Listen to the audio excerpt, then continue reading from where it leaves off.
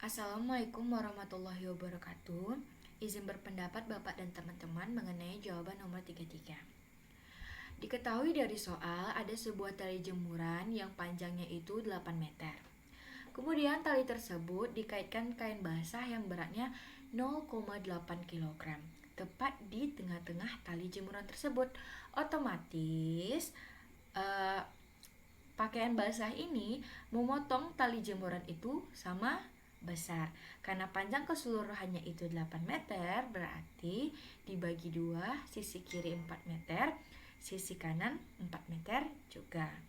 Nah, akibat adanya benda atau pakaian basah yang dikaitkan pada tali jemuran tersebut turun ke bawah sejauh 8 cm.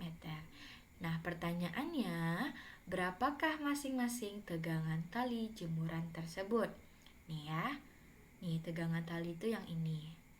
Kita anggap aja tegangan yang di sebelah kiri ini tegangan tali 1, yang di sebelah kanan ini tegangan tali 2. Oke, untuk mencari tegangan tali 1 dan tegangan tali 2 ini, kita bisa memanfaatkan hukum Newton. Sebelum itu, kita bisa perhatikan.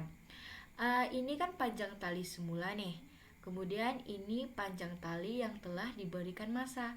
Nah, antara panjang tali semula dengan panjang tali yang telah diberi massa, terbentuklah sebuah sudut. Kita beri saja ini namanya sudut alfa. Oke. Kemudian kita ilustrasikan atau kita gambarkan pada koordinat kartesius karena kita akan menggunakan hukum Newton untuk mempermudah pekerjaan kita. Oke. Kita gambar seperti biasa sumbu X dan sumbu Y. Kemudian kita pindahkan seluruh gaya yang ada di ilustrasi pertama kita ini. Pertama ada tegangan tali 1 nih. Tegangan tali 1 arahnya itu ke barat laut. Nah, kita letakkan juga di sini ke arah barat laut. Kemudian ada ini. Tegangan tali yang arahnya ke timur laut. Kita pindahkan juga ke sini. Kemudian ada ini massa. Massa ini memiliki gaya berat. Apa itu gaya berat? Gaya berat itu selalu menuju pusat bumi atau gaya yang selalu menuju pusat bumi. Oke, berarti dia arahnya ke selatan. Oke, inilah gaya-gaya yang ada pada ilustrasi kita ini. Oke. Selanjutnya, sebelum kita menyentuh gaya-gaya ini, langkah yang akan kita lakukan adalah mencari alfa atau beta.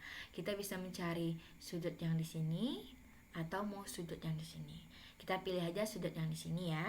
Oke, caranya coba perhatikan. Dari sini ke sini ke sini, itu kan membentuk segitiga siku-siku yang siku-sikunya di sini.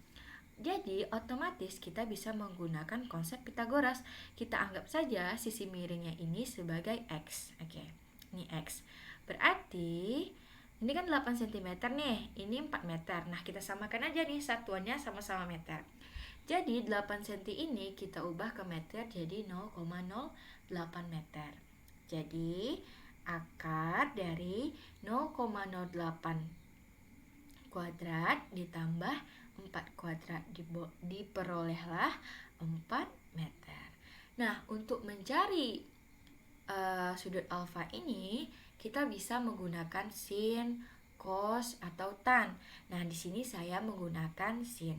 Oke, berarti kalau misalnya menggunakan sin karena di sini sudut alfa, maka sin alfa sama dengan rumus sin kan sin demi depan per miring.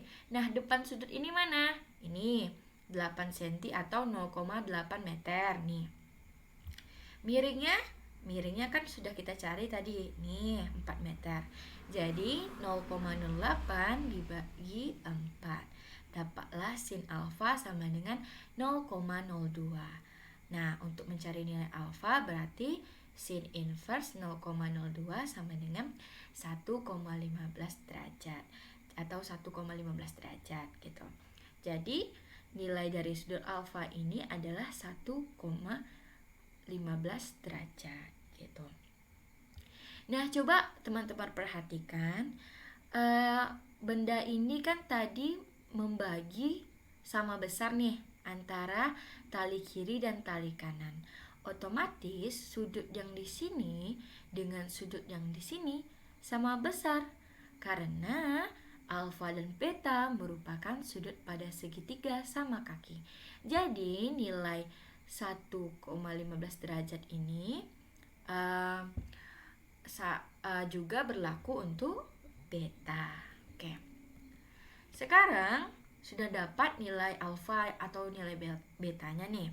Sekarang mari kita menuju ke langkah selanjutnya, yaitu menentukan resultan gaya pada sumbu X. Nah, ini kan masih ngambang nih. Tegangan talinya tuh nggak di sumbu X, nggak di sumbu Y kan? Nah, kita akan refleksikan dia ke sumbu X atau ke sumbu Y. Nah, caranya gimana? Nah, ini kan oke. Sebelum itu, ini kan sudutnya belum kita ketahui nih. Yang kita tahu cuma sudut yang di sini dan yang di sini. Nah, untuk nilai sudut yang di sini itu sama aja dengan sudut yang di sini. Kenapa sama? Karena dia berseberangan dalam. Jadi kalau di sini 1,15, di sini juga 1,15 gitu. Oke.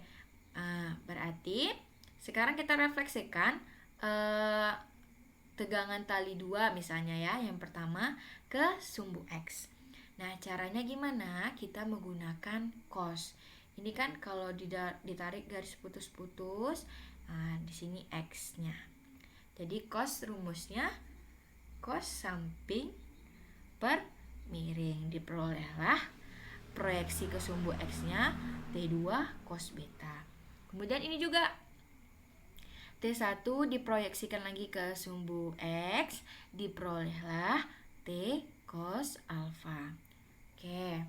Sekarang di rumus resultan gaya pada sumbu X itu ada rumusnya FF. Sigma Fx sama dengan 0. Nah, artinya kita jumlahkan seluruh gaya yang ada di sumbu X samakan dengan 0. Nah, gaya apa aja yang di sumbu X? Yang pertama ada T cos alfa. Oke, T cos alfa. Yang kedua ada T2 cos beta. Nah, karena arahnya ini berlawanan, berarti T2-nya negatif. Kemudian kita pindah ruaskan. Nah, ini kan sama nih nilainya. Nih, kita coret aja gitu ya. Jadi T1 sama dengan T2. Kemudian selanjutnya kita cari resultan gaya pada sumbu Fy. Berarti yang T1 dan T2 ini kita refleksikan pula ke sumbu Y. Sehingga diperoleh T sin alfa dan T sin beta. Oke, sekarang sama juga sigma Fy sama dengan 0. Oke, gaya-gaya apa aja yang ada di sumbu Y? Pertama